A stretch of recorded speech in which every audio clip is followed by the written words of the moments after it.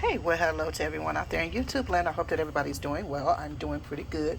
Thank you so much for asking. So today I am doing another ferment or another brew of my Kombucha June, which is instead of black tea and sugar, as original or regular kombucha is made, processed, or created. This is made with green tea and honey, raw honey. They say use raw organic honey. So honey, raw honey, and green tea. So I just wanted to quickly show you the process. I've already brewed my tea bags. I brewed 6. Normally I do 4. No, yeah, I think I do. Well, anyway, I did 5 this time. I let them brew a little longer or steep a little longer than I normally would. And I also have added the um, the honey to it. Just a minute. So yes, I've already steeped my tea bags and I've added the honey to the warm uh, tea. So that's the first step in the process of brewing June. And this is the tea I'm using. And I don't think that the spearmint is going to come through, which I'm hoping it's not. It normally doesn't. It's just a very refreshing, just a very light, refreshing, crisp, beautiful taste normally. But this Zen is green tea, lemongrass, and crisp spearmint. Now the one, and I'm just this is my first time using this flavored like this. Now what the one I normally use is this one, and I can't find it online right now for some reason. And I thought I had more than one box of this. I need to really look around for it, or either I gave it away or something, but whatever. I love this one because it is green tea, lemongrass, lemon balm, lemon verbena, and yeah, who wouldn't love this? Yeah, so anyway, that's what this is what I normally use, and I just have a few more left, so I'm trying to mize them until I figure out how I'm going to get this back into my life or something similar, as long as it's, something with those different flavors in it, because I think it also aids in the crisp, refreshing deliciousness of the Joan. And so I have a whole box of this, so I'll just try to work my way through it. So anyway, not to scare you if you've never seen scobies before. This is a multitude of scobies. Some that are they're in all different phases of growth. Some are thick, some are skinny, some are just forming. They're just in various forms, and they all kind of look like a placenta. Yeah, they kind of all. I don't have the light on in this place right now, but yeah, there's so many in there, just a lot of them, which is really great because it helps to ferment and they'll process my Joan very quickly. So yeah, this is again what it's looking like. So I'm getting ready to dump it out. What we normally do is pull out the SCOBY first and then put the liquid. But I think I'm just going to pour it. And I think that is just to keep it intact or to not to jumble it too much. But these things they're resilient. But and I always have all of these dates on here and whenever when I started it or whatever.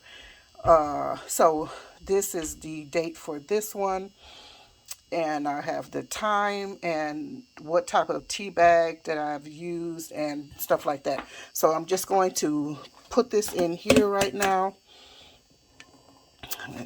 I don't have much. Okay, so let's see here. Oh, see those? They really look like placentas, chitterlings, or tripe or something, cow stomach. So let's just pour that out. Try to be a little gentle so it doesn't. Oh, it's not going. It's not going easy. There. Oh, dang. It did just what I didn't want it to do. It splashed, and I gotta be sure I clean that up because it will be sticky later. Yeah, so this is it. I'm gonna, oh, I made a big mess too. This sloshed everywhere. Yeah. So anyway, so like I said, just, and my hands are clean. I always wash my hands with something that's not antibacterial because I don't want to ruin, this is growing, this is bacteria growing. I don't want the bacteria to stop growing or whatever. So these are multi-layers, just layers upon layers upon layers that I may try to one day. I think I probably would have to. Oh, you know what? Yep, that's exactly what I'm going to do. Not today, but I'm going to take these apart. That way I can do 2 batches at a time because that will really help me so much. But yeah, so this is all of them. Let me try to find the original SCOBY. Uh-oh, I don't see the original. Okay, I think this is it. So this is the original SCOBY. I don't think it was this big at the time, but it's thick, and it's still got all of these little other tiny thinner SCOBYs that are attached to it. So and whatnot. So so the next step is, excuse me. So next step is to, this is my sweetened tea already made, with the honey already stirred in and dissolved. Let me see here. Ooh. And I'm just going to pour that in. Normally I think I usually use a funnel, but let's see.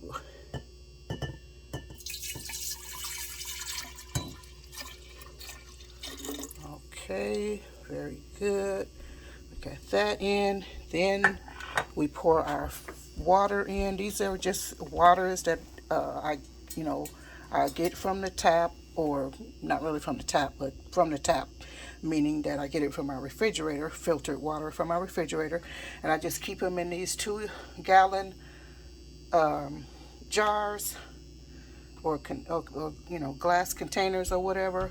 And that's what I do. So I'm going to fill, this is the water again, I'm going to fill up this water, this John container to about this line here. I'm going to do it to that line because the next step is going to be to put this back into this container. So give me a moment here. Let me pour this. Okay, I have poured the water in. Now I take my dedicated stirring utensil in order to stir. Make sure the water and the sweet tea is combined very well, mixed good. And so that's what I'm doing here. Just back and forth, back and forth, back and forth. I don't really stir round like that. I'm kind of doing a little breakup, or sometimes I do a combination of the two. So this should be pretty good. Have a good combination now. So just couple of taps, because this stuff is sweet and sticky. So, and then the next step is to return the SCOBY and the starter tea that is in here back to the tea so that it can, oh shoot, so I don't make a big splash because this is good. Ooh, I think I better, because this is getting ready to splash me up. Oh, gosh. Whoop. Oh, didn't do too bad. like a little fish.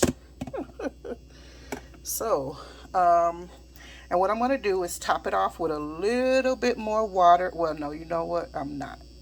Because the last one I did, and I topped it off real good, that SCOBY, especially that larger one, just came rising right out of the container. It just it just rose right out of the container because, you know, they're growing and doing all of their own thing. So, now I kind of want to put a little water in, but maybe not.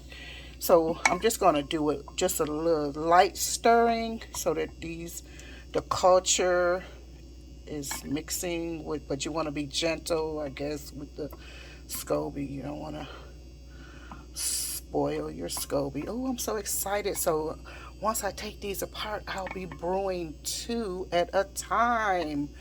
Oh, that's going to be so awesome. And it's going to, you know, help with my time management as well. But yeah, that's going to be great because I have enough of these jars and whatever. So the next step is to take a alkaline strip, a pH strip, excuse me, and test the pH of this because we definitely want it to be at a certain pH level. And if it's not, then we add a wee bit of vinegar to bring the alkaline level to where we want it. Okay, so it's a greenish blue. Let me put the top on this. It is a greenish blue color, but it's lower than what is this, 4.4. So it's definitely lower than 4.4. So I don't think I have to add any yeah, okay, so I see the green, it's changing. So yeah, so I don't have to add any vinegar to it. So that will be all for now, and then I just put a cover on it and allow it to do its thing out of sunlight and in the proper temperatures. As you can see, it's at a good temperature. It's not too low, it's not too high.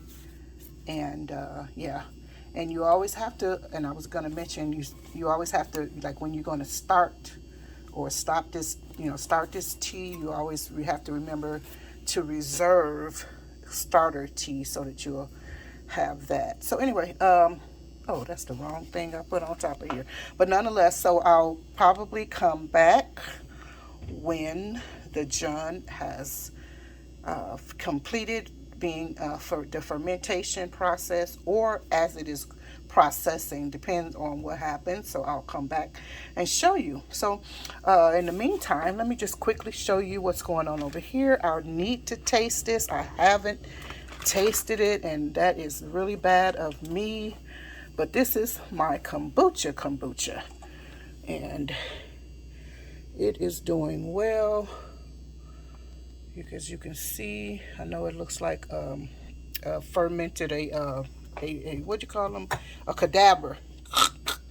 A cadaver in a mortuary or science lab or something. So anyway, it's not doing too bad. I think this is from the 26th of April, and I really need to taste it to see where it is, because it could be ready now. It takes up to 15 up to 30 days. It depends on, how you like, the taste that you like or whatever. And I'm just going to taste it and see if I need to second ferment it now, because it could be ready.